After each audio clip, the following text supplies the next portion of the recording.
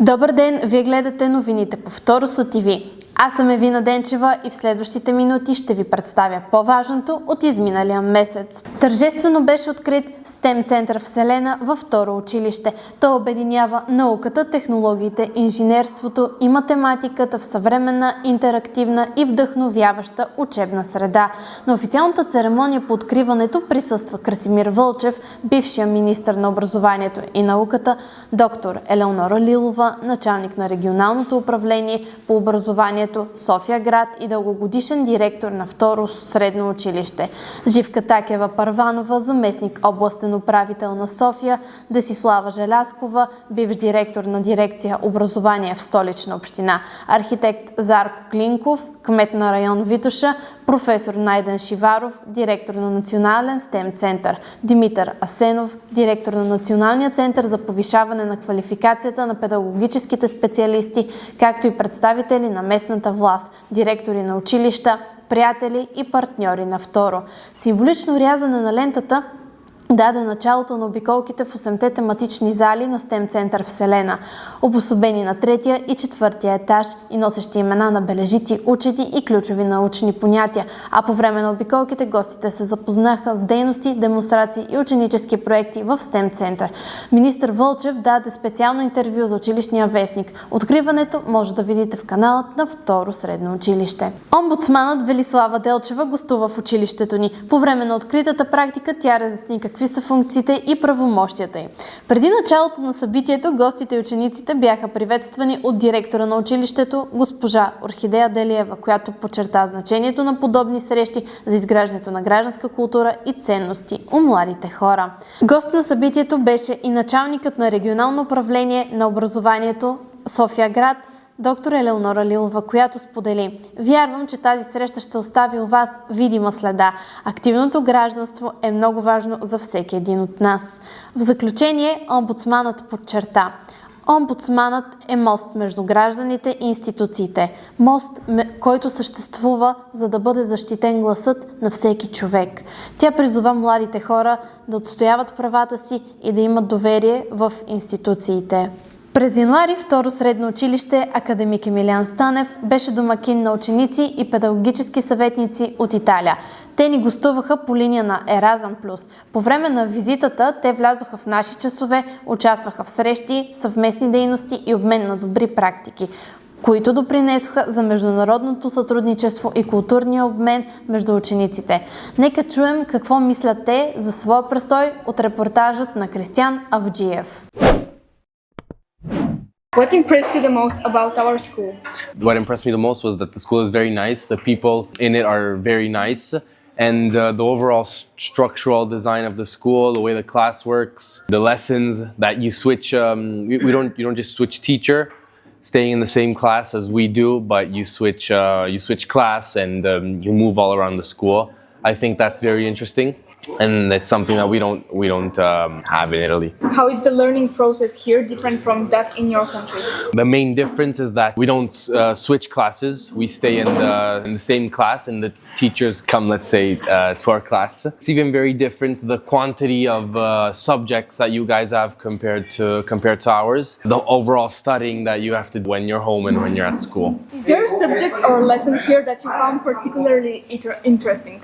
I thought the physics lesson was very interesting for me, because me personally, I like physics.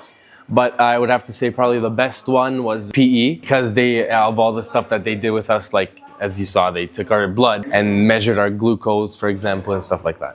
How do you feel about the relationships between students and teachers? It's definitely very different compared to our school, because we don't have an amazing relationship with each one of our teachers, and only some teachers. Here, it's like the teachers that don't have a good relationship with the actual students are very little compared to the ones in Italy, because usually in Italy, teachers and students, they don't have an amazing relationship.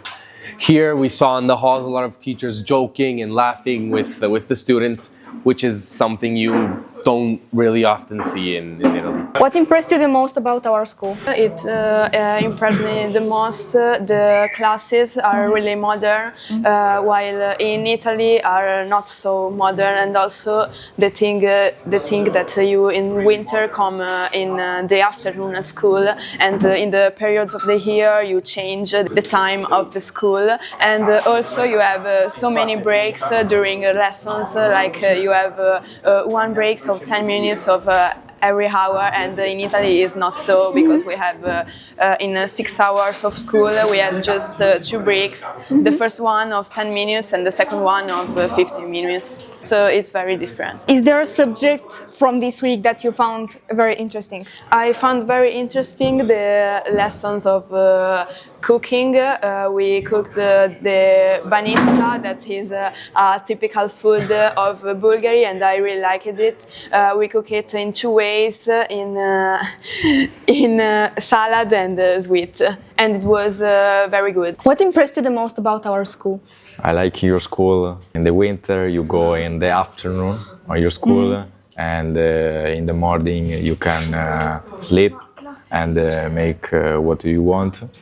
And in your school, I like the design, the teacher, the classmate, and I think it's very good to stay here because it's funny and chill. Is there a subject or a lesson that you found very interesting? I like a lesson of the kitchen because it's funny and we make really good food, and I try some food that I haven't tried in my life. Yeah? And I think it's good. And in my opinion, when I come in Bulgaria, I don't think food is very good, because we are Italian. Food is the best in Italy, and but it's very good. Some food is very good. Мисис България 2019 година Марина Цветанова се срещна с третокласници, участващи в клуб професии. Тя разказа за своя професионален път, за отговорностите на модела, както и за значението на дисциплината, самоувереността и здравословният начин на живот. Третокласници и четвъртокласници премериха знанията си в образователната викторина "София расте, но не старее, а младее". Тя беше посветена на столицата. На първо място от третите класове се класира отборът на трети А клас, а от четвъртите класове този на четвърти Д. Победителите получиха награди и грамоти. Второкласниците от втори Б и втори В клас участваха в инициативата "Маратон на добротата". Чрез различни дейности децата показват, че добрите думи, жестове и постъпки могат да направят училищната среда по-приятелска и подкрепяща. Ученическият съвет отбеляза Международния ден на прегръдката с инициативата "Прегръдка за всеки". Беше изготвено табло с интересни факти за прегръдка и послания, които напомнят колко важни са уважението, подкрепата и човешката близост. Не липсваха и раздавачи на прегръдки, които показаха, че човещината и доброто никога няма да си отидат. Време за новините от света на спорта. В духа на грижата за физическото и емоционалното здраве в училище продължи работата на клуб "Здрав дух и здраво тяло". Ученици от първи Г клас участваха в дейности, съчетаващи движение, игри и упражнения, които подпомагат тяхното физическо развитие и добро настроение. Ученици от начален етап участваха в ски училище в град Банско. По време на престоя си те усвоиха основни умения за каране на ски, участваха в игри на открито и се наслаждаваха на зимната планинска атмосфера. Основни спортни умения учениците развиха самостоятелност, увереност и умения за работа в екип. Това бяха събитията от живота на второ средно училище "Академик Емилиан Станев" през последните седмици. Благодарим ви, че бяхте с нас. Абонирайте се за нашия YouTube канал, за да може първи да научавате новините на второ.